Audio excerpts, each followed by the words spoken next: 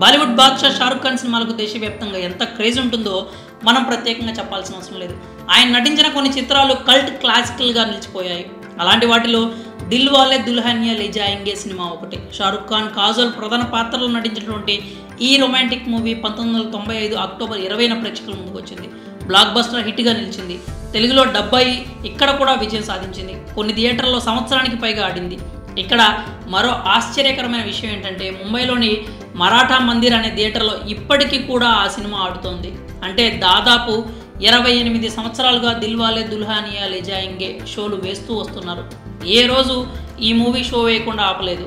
అంతలా షారుఖ్ ఖాన్ సినిమా ప్రభావం చూపింది. షారుఖ్కు సంబంధించి ఏ మూవీ వచ్చినా మొదటి ప్రాధాన్యత ఆయనకే ఉంటుంది. తాజాగా షారుఖ్ ఖాన్, రాజ్ కుమార్ హిరానీ కాంబినేషన్లో తెరకెక్కిన డంకీ సినిమా గురువారం ప్రేక్షకుల ముందుకు వచ్చిన సంగతి తెలిసిందే. డంకీ రిలీజ్కి ముందు వరకు ఓ షో దిల్ వాలే దుల్హనియా లే జాయేంగే వేసి మిగిలిన షోలు యానిమల్ వేసేవారు. డంకీ రావడంతో యానిమల్ షోలు ఎత్తేశారు. డంకీ వేస్తూ వచ్చారు. అది కూడా కేవలం ఒక్కరోజు మాత్రమే. ప్రభాస్, ప్రశాంత్ నీల్ కాంబినేషన్లో వచ్చిన సలార్ శుక్రవారం ప్రపంచ వ్యాప్తంగా విడుదలైంది. హిందీ భాషలో కూడా రిలీజ్ అయింది. మరాఠా మందిర్ యాజమాన్యం సలార్ విడుదల నేపథ్యంలో అత్యంత కీలక సాహసోపేతమైనటువంటి నిర్ణయం తీసుకుంది. డంకీ సినిమాను ఎత్తేసి సలార్ మూవీ వేస్తున్నారు. దీంతో షారుఖ్ సొంత గడ్డ మీద, సొంత అడ్డాలో ఆయన ఈగోపై సలార్ దెబ్బ కొట్టినట్లయింది.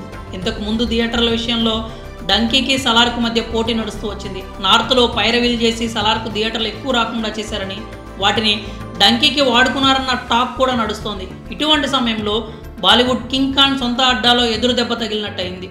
షారుఖ్ను ఎంతో అభిమానించే మరాఠా మందిర్ యాజమాన్యం డంకీ సినిమాని ఎత్తేసి సలార్ను వేసింది.